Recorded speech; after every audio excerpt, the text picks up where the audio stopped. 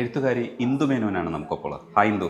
Hi. ഇന്ദുവിനെ കാണുമ്പോൾ ആദ്യം ചോദിക്കേണ്ടത് ആ ചോദ്യം തന്നെയാണ് ഞാൻ ചോദിക്കുക. ഈ പെണ്ണിന്റെ രതികാമനകളെ കുറിച്ച് എഴുതുമ്പോൾ ചീത്തപ്പേര് വരും. ഈ ചീത്തപ്പേര് മറികടന്നും ഇന്ദു അത് ചെയ്യുന്നത് ഒരുപക്ഷെ ഒരു രാഷ്ട്രീയ പ്രവർത്തനമായിട്ട് എഴുത്തിനെ കാണുന്നത് കൊണ്ടാണ്. എഴുത്തുകാരി എന്ന നിലയിലുള്ള എന്നെ ഒരു സ്ഥലത്ത് വെക്കും. എനിക്ക് രണ്ട് ഭാഗമുള്ളത്.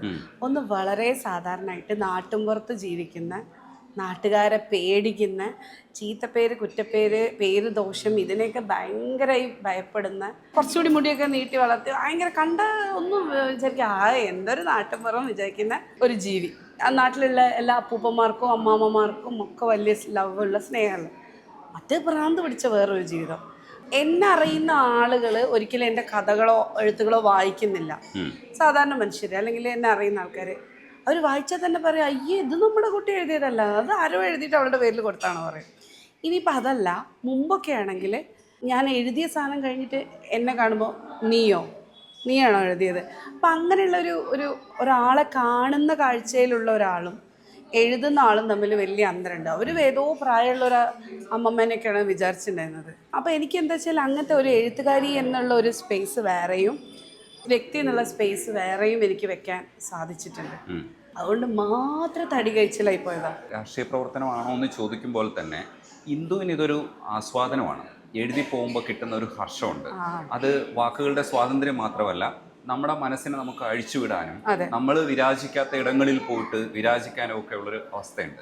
ഇത് എഴുതി കഴിയുമ്പോൾ നിങ്ങൾ എന്തായാലും ഒരു രസം അനുഭവിക്കുന്നുണ്ട്. ആ ഹർഷത്തെ ശരിക്കും എന്ത് വാക്കുകൊണ്ടാണ് എക്സ്പ്രസ് ചെയ്യാൻ ആഗ്രഹിക്കുക എന്ന് എനിക്കറിയില്ല. എങ്ങനെയാണ് ആ ഒരു സന്തോഷത്തെ ഇന്ദു നോക്കിക്കാണുന്നത്? ഒരു വട്ടം എന്നാണോ? ഒരു ടിപ്പിക്കൽ ഗ്രാമത്തിൽ ജീവിക്കുന്ന മലയാളി സ്ത്രീയെ സംബന്ധിച്ചിടത്തോളം അവളുടെ ലൈഫ് പ്രഷർ കുക്കറിൻ്റെ ഉള്ളിലുള്ള ഒരു സംഗതി പോലെയാണ്.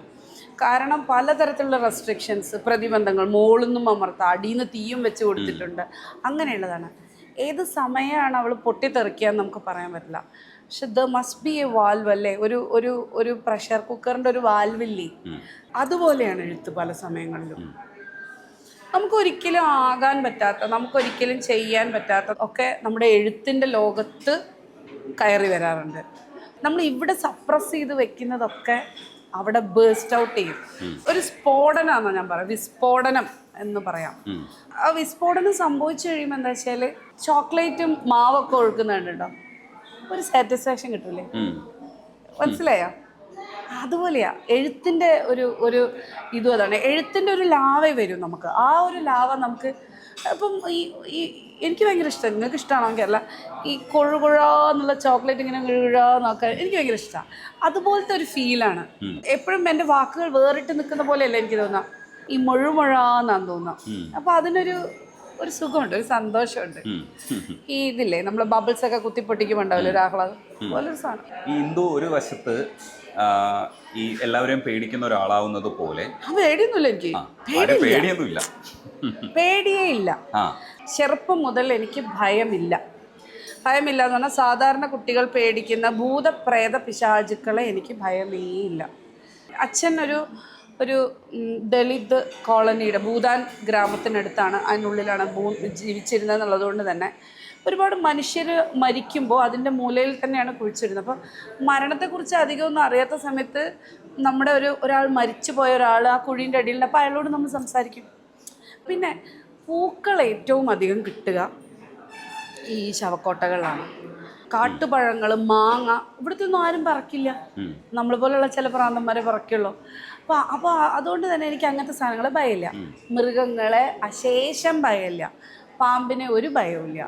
പാമ്പിനെയൊക്കെ കണ്ട് അങ്ങനെ പിടിക്കും, ഇങ്ങനെ അടിക്കും, അങ്ങനെയൊക്കെ. അപ്പോൾ അങ്ങനത്തെ ഒരു ഭയമില്ലാത്തത് നല്ലതല്ല. ഭയം ബുദ്ധിയുടെ ലക്ഷണമാണ്. ഈ ധൈര്യവും സാഹസികതയൊക്കെ മണ്ടന്മാർക്കുള്ളതാണ്. ബുദ്ധിയുള്ളവൻ ആലോചിക്കും, ഞാൻ ഈ പാമ്പിനെ പോയി തൊള്ളക്കി പിടിച്ചാൽ എന്ത് സംഭവിക്കും, അത് കടിക്കും. അതെനിക്കില്ലായിരുന്നു. പച്ചിലപ്പാമ്പില്ലേ, എനിക്ക് ഭയങ്കര മൈഗ്രെയിൻ ആയിരുന്നു ചെറുപ്പത്തിൽ. അപ്പോൾ പച്ചിലപ്പാമ്പിനെ തലയിൽ ഇങ്ങനെ കെട്ടിയാൽ ഒരു 3 മണിക്കൂർ കെട്ടി വെച്ച് കഴിഞ്ഞാൽ എന്നേക്കുമായി തലവേദന പോവുമെന്നൊരു അന്ധവിശ്വാസം എന്നോട് ഒരാൾ പറഞ്ഞു, ഒരാശാരി മാമ പറഞ്ഞു. ഞാൻ എന്ത് ചെയ്തു, ഞാനൊരു പച്ചിലപ്പാമ്പിനെ പിടിച്ചു. പക്ഷെ ഭാഗ്യത്തിന് ഒരു ഡിസ്കോ ഡബർ ഉണ്ട്, അതിങ്ങനെയുള്ള അതിൻ്റെ വായുടെ അവിടെ അങ്ങനെ ഇട്ടിട്ട് ഞാനിങ്ങനെ കെട്ടിയിട്ട് ഞാൻ ഒരു 4 മണിക്ക് അങ്ങ് കിടന്നുറങ്ങി. എൻ്റെ അമ്മ വന്ന് നോക്കുമ്പോൾ ഒരു ഹെയർ ബാൻഡ് ഇങ്ങനെ നെറ്റിയിൽ വീണ് കിടക്കുന്നുണ്ട്. അമ്മ അത് കാര്യമാക്കിയില്ല. 8 മണിയായിട്ട് അച്ഛൻ വന്നു. അച്ഛൻ എടുത്ത് നോക്കുമ്പോൾ ഒരു പാമ്പ്, അതിന് ചത്തിട്ടില്ല അത്. അപ്പം ഇത്തരത്തിലുള്ള വിഡ്ഢിത്തരങ്ങളൊക്കെ കാണിക്കുന്ന ഇത് ഒരു അനാവശ്യ ധൈര്യം എനിക്കുണ്ട്. എനിക്ക് അത്ര ധൈര്യം വേണ്ട.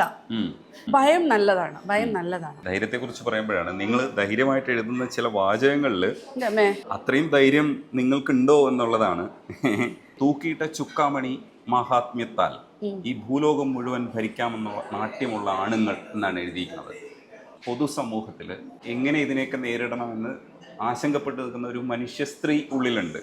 ആ മനുഷ്യ സ്ത്രീ ഇത് പോയി എഴുതുമ്പോൾ ഉണ്ടാവുന്ന കോൺസിക്വൻസിനെ കുറിച്ച് ഒരു തരത്തിലും നിങ്ങൾക്ക് പേടിയില്ല? ഇല്ല, അത് ഞാനാണ് എഴുതുന്നതെന്ന് അവരാരും വിശ്വസിക്കുന്നില്ല.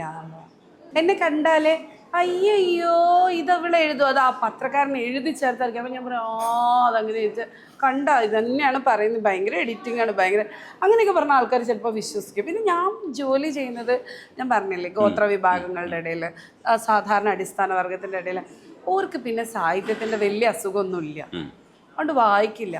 പിന്നെ അധികം വായിക്കുന്നവരിടയിൽ നമ്മൾ ചെന്ന് പെടാതിരുന്നാൽ മതി.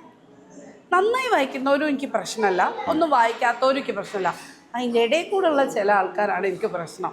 ഓരെന്തെങ്കിലും ചോദിച്ചാൽ ഞാൻ ഭയങ്കര ഒഫൻഡഡ് ആവും. ഇങ്ങനെയൊക്കെ ആണെങ്കിൽ എനിക്ക് അങ്ങനെയൊന്നും പറയാനൊന്നും നേരിട്ടൊന്നും അതൊന്നും എനിക്ക് പറയാൻ കഴിയില്ല. അങ്ങനെ ഇപ്പോൾ എനിക്ക് തെറി വിളിക്കാൻ, ആളുകളെ തെറി വിളിക്കാൻ, അതൊന്നും എനിക്ക് ചീത്തയൊക്കെ പറയും. പക്ഷെ എനിക്ക് തെറിപ്പങ്ങളൊന്നും അങ്ങനെയൊന്നും എനിക്കത്, പക്ഷേ മറ്റേ ആൾക്ക് പറ്റും. ആ എഴുത്തുകാരന് എഴുതാൻ എന്തും പറ്റും. എഴുതുമ്പോൾ ഞാൻ ഒന്നിനെ പറ്റിയും ആലോചിക്കുന്നില്ല. കാരണം എഴുതുമ്പോൾ ശരിക്കും ഇന്ന് ഇന്ത്യയിൽ എഴുതുമ്പം ഭയം നമ്മുടെ കൈക്കും കഴുത്തിനും പിടിക്കുന്നുണ്ട്. നിനക്ക് എഴുത്ത് വേണോ കഴുത്ത് വേണോ എന്ന് നോക്കുമ്പോൾ എനിക്ക് ഉള്ള എഴുത്ത് മതി എന്ന് പറയേണ്ട ഒരു അവസ്ഥ ഉണ്ട്. പക്ഷെ ഞാൻ എൻ്റെ എഴുത്ത് മുറിയിൽ ഏറ്റവും സ്വതന്ത്രയായ ജീവിയാണ്. എനിക്കൊന്നിനെയും ഭയമില്ല. അതെന്ത് പ്രത്യയശാസ്ത്രത്തിനെയും ഭയമില്ല, ഏത് വലതുപക്ഷ യുക്തിയെയും ഭയമില്ല, ഏത് എക്സ്ട്രീമിസത്തെയും എനിക്ക് പ്രശ്നമല്ല, ഏത് വ്രണപ്പെടാൻ കാത്തു നിൽക്കുന്ന ഏത് മതശരീരവും എനിക്ക് വിഷയമല്ല. ഒരു പക്ഷേ എഴുതി കഴിഞ്ഞതിന് ശേഷം ഞാനിത് വേണോ എത്ര എഡിറ്റർമാർ ഈ പാരഗ്രാഫ് കളയട്ടെ എന്ന് എന്നോട് ചോദിച്ചിട്ടുണ്ട്. നിങ്ങൾ കളഞ്ഞോളൂ, എനിക്ക് അങ്ങനത്തെ നിർബന്ധമില്ല. അങ്ങനെ എന്നെ സംബന്ധിച്ച് എഴുതുക എന്നുള്ളതാണ് പ്രധാനം. എഴുതുക എഴുത്തിൻ്റെ ആനന്ദം ഉണ്ടാകുക, അതാണ് പ്രാഥമികമായിട്ടുള്ള സംഗതി. പക്ഷേ ഈ ഭയക്കാത്ത ഒരു ആള് തന്നെ 5 വയസ്സിലുണ്ടായ ഒരു ചൂഷണത്തെ അമ്മയോട് പോലും പറയാൻ കഴിയാത്തൊരു ഹിന്ദു ഉണ്ട്. ഒരുപക്ഷെ ആ ഹിന്ദു ആയിരിക്കുമോ ഈ എഴുതി തീർക്കുന്നത്? എൻ്റെ അമ്മ മരിക്കുമ്പോൾ എനിക്ക് 36 വയസ്സാണ്. എനിക്ക് അമ്മയോട് എന്തും പറയാനുള്ള സ്വാതന്ത്ര്യമുണ്ട്. നിങ്ങളിപ്പോൾ എൻ്റെ കഥ എൻ്റെ ആണുങ്ങളിലും എടുത്ത് നോക്കിയാൽ അതിനകത്ത് സോളിറ്ററി സെക്സ് എന്ന് പറഞ്ഞിട്ടൊരു അധ്യായമുണ്ട്. എങ്ങനെയാണ് സ്ത്രീകൾ ലിബിഡോയെ നേരിടുന്നത് എനിക്കറിയില്ല. അത് നമുക്ക് പല വഴികളുണ്ട്. നമുക്ക് സ്വതന്ത്രമായി നടക്കാം, ഇഷ്ടമുള്ളിടത്ത് പോവാം. പക്ഷെ അങ്ങനെയൊന്നും പിന്നെ എഴുത്തിൽ എന്ത് വേണമെങ്കിലും എഴുതാമെങ്കിലും ജീവിതത്തിൽ അങ്ങനെ അല്ലാത്ത ഒരു വ്യക്തിയാണ് ഞാൻ.